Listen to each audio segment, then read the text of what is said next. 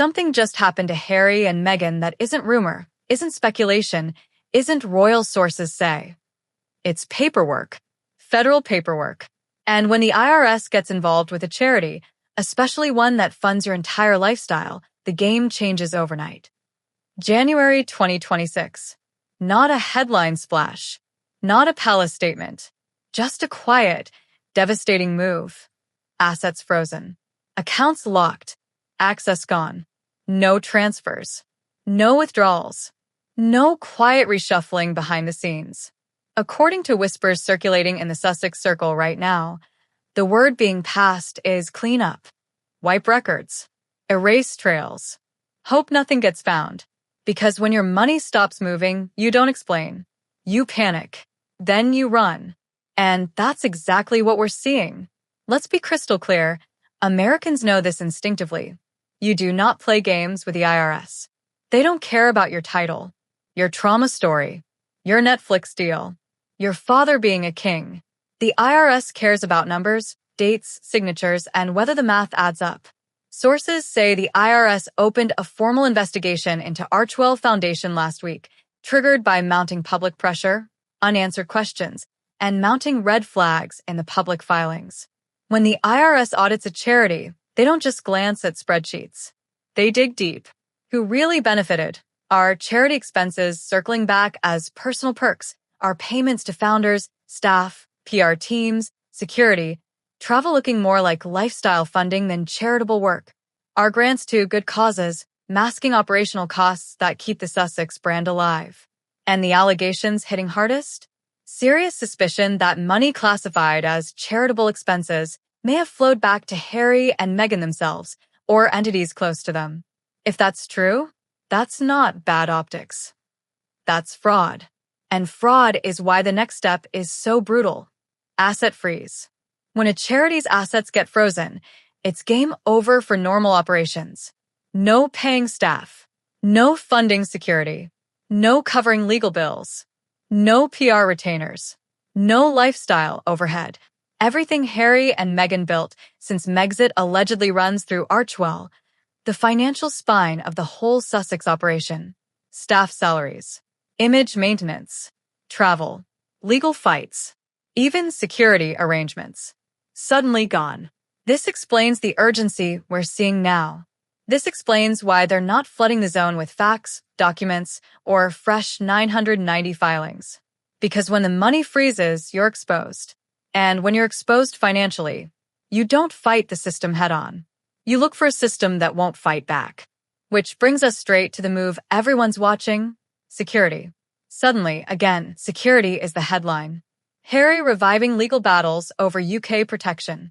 Talk of returning to Britain framed as necessity. Not nostalgia. Not family reconciliation.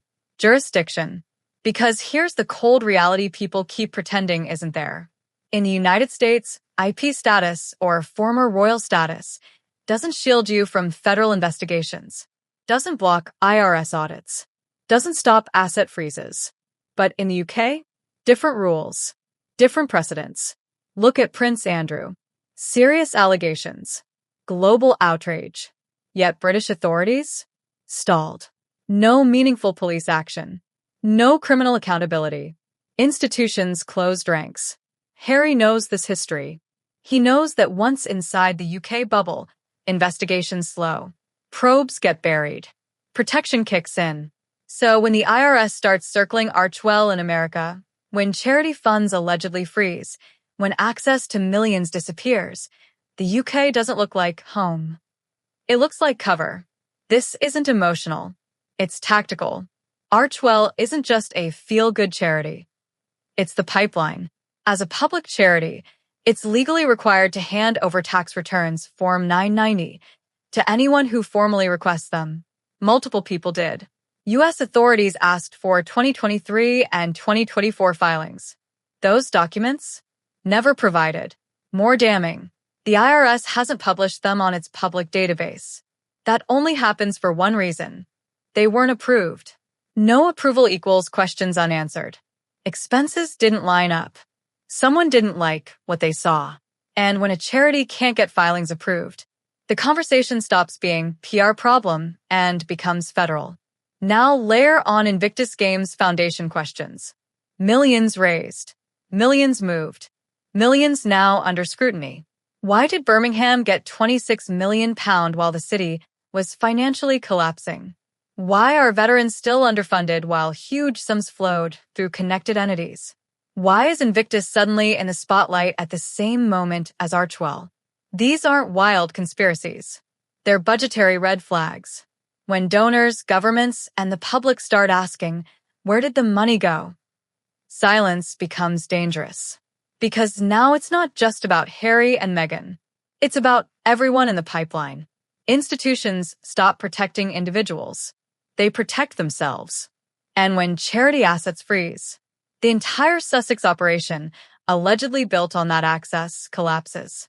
This is catastrophic. The money's locked, the IRS is circling, and suddenly security concerns are the loudest word in the Sussex vocabulary. This isn't about paparazzi. This is about finding a softer landing zone before the paperwork catches up.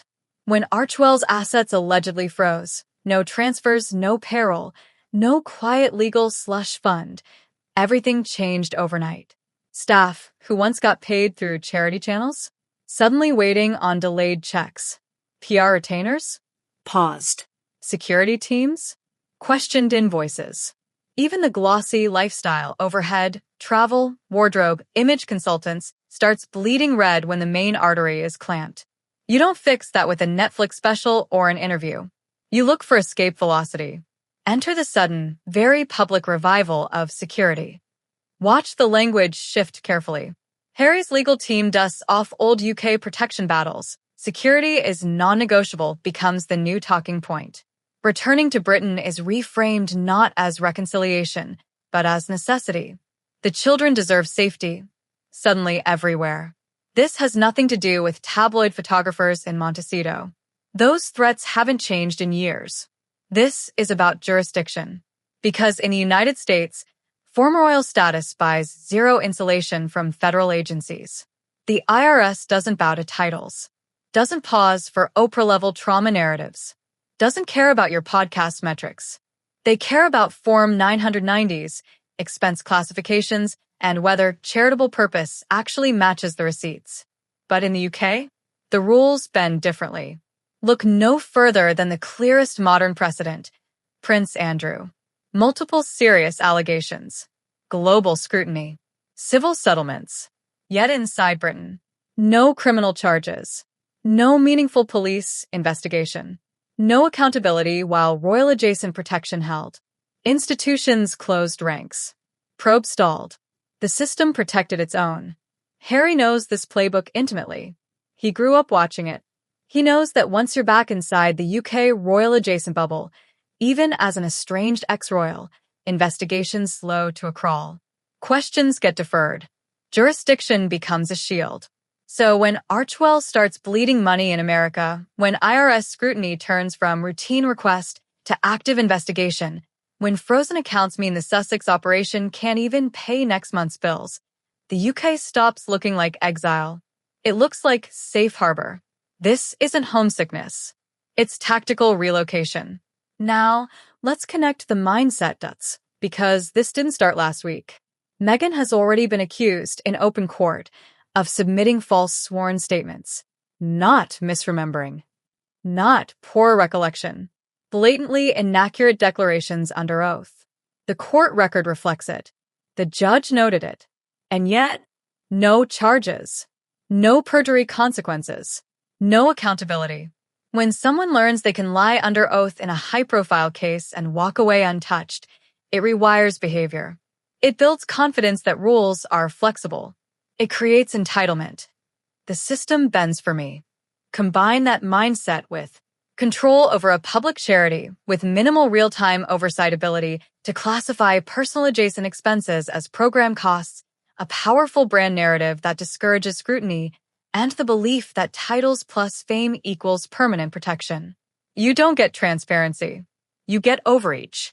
And overreach always collapses when it meets a system that doesn't care about your story. According to mounting claims, loans drying up, brand deals stalling, Harry reportedly bankrolling projects out of pocket, Canada saying no thanks, America asking hard questions, UK still politically toxic. The Sussex operation is running out of runway. They're unpopular with donors, distrusted by institutions, exhausting every ecosystem they touch. When image outruns substance for too long, math eventually catches up. And math doesn't negotiate. This is why the security pivot feels so urgent. It's not about safety. It's about buying time. Time for Archewell to unfreeze if it ever does. Time for IRS questions to stall in a friendlier jurisdiction. Time to regroup before the next document drop or audit notice lands. But here's the final, coldest truth. Power doesn't vanish in one dramatic crash. It leaks. Slowly. Through delayed filings. Through frozen accounts. Through unanswered IRS letters. Through sudden security moves disguised as family concern.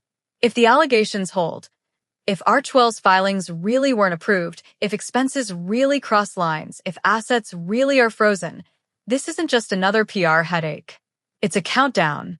Because the moment charity money stops flowing freely, the moment tax-exempt status hangs by a thread, the moment federal eyes stay locked on you, you are no longer controlling the narrative. The documents are.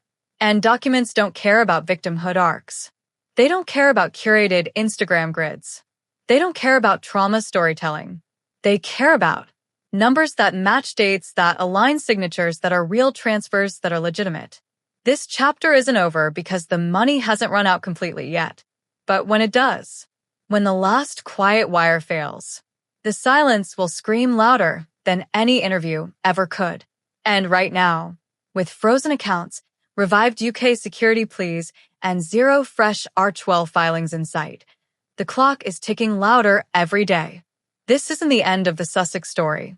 It's the beginning of the part where the paperwork finally speaks. And when paperwork speaks, even kings listen.